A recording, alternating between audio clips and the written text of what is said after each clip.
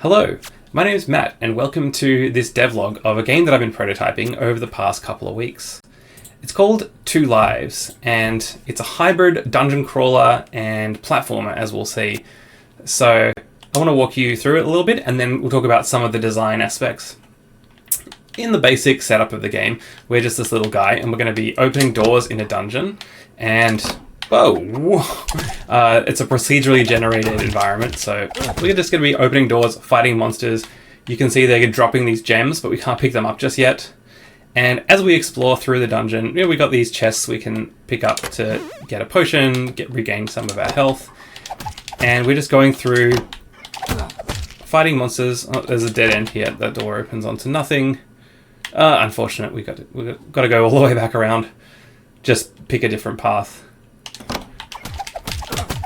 But we're just going to fight these monsters until we die. There are win conditions in this game, but for now we're just going to assume that we're not going to find them. And eventually our player character is just going to run out of our hint from the name of the game, Two Lives. Possibly around about now. There we go. And at the point that you die, as you can see, you drop into a totally different game, which is a platformer.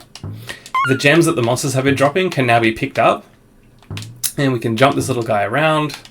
This is Kenny's default alien guy, and we also have a few extra tools, which is a jetpack. So you can see that I can use a little burst of a jetpack here, but that costs a gem, which is why we're trying to pick up these gems. And so this is the same level that we were opening all those doors before and generating. It's just that now we are exploring it with gravity turned on, basically. And the goal is to use our jetpack and our jumping skills to get all the way back to the portal at the start. So we can just grab all these gems here. Whoop, jump into the portal and we've escaped, and sort of the game is tallying up how many gems you collected. So the initial goal is going to be to try and gather as many gems as you can, and we'll have some more goals as you go on later into the game. But that's the idea, and I just want to talk about the design of it. Well, the first thing is that this game it's sort of built around a gimmick, right? It's this game where it's like, oh, that's interesting. It's got two games in it, a dungeon crawler and a platformer.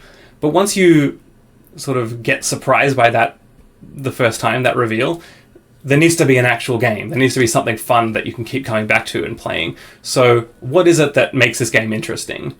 The core philosophy here is that things that you do in this dungeon world, in the first part of the game, should affect the outcome once you get into the platforming world. So, as an example, obviously where the level generation is being constructed in this dungeon version of the world, once we switch into the platforming world, we're in the same dungeon.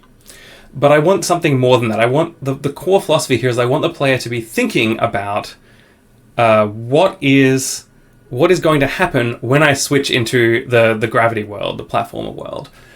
And ideally, what should be going through the player's mind is all of the actions that you take in the dungeon should be not only trying to succeed in the dungeon, but also how can I maximize my chance of getting as many gems or getting back to the portal without dying. So there is basically one feature that I think really embodies this philosophy well, and I'd like to show that. And I don't think there's enough of it in this game right now, but I'd like to come up with more. That feature is these chests. So if you open a chest, you get a health. And it's necessary. The more you go into the dungeon, the more enemies are going to attack you. You're going to be losing health over time. And it will be necessary at some point to heal yourself with these chests. Now, I'll just open a few more doors and then I'll show what happens when I switch. If you open a chest, you get this angry ghost thing that shoots lasers at you. And those lasers, they take out, they damage your gems. So if you run out of gems and you get hit by a laser, you die. That's the main opposition that you will face in the platformer world. So, but if you don't open a chest, it doesn't spawn a ghost. And I think this is a really cool little nugget of game design that I kind of happened upon while I was building the game. I can't find a chest now. Oh, there's one. So if I don't open this chest, it doesn't spawn a ghost. And that creates a really interesting dynamic. There's a risk reward. Obviously now I should not open this chest, but if I'm desperate for health, if I get attacked by a whole bunch of monsters and they're like, I'm close to dying, maybe it's worth the risk now. Maybe I'll go back and I'll grab this chest, which means that I'm going to have to face that ghost on the way back. But over time, I'm going to open a lot of rooms, I'm going to find a lot of chests, and I'm going to be choosing which chests to open tactically based on which ones I think that I can get past. Now, if I was to try, this is a really good example, if I was to try in the platforming world to get through here, it's going to be pretty hard to get past. But I have just noticed that I can come around here and open this loop around door. So now, let's say that I died and I'm in this mode. Like, it's gonna be pretty risky to try and jetpack my way past these lasers. But if I come up around here, it's relatively straightforward. And that's the kind of thinking that I want the player to be doing while they're playing this game. But I want there to be more.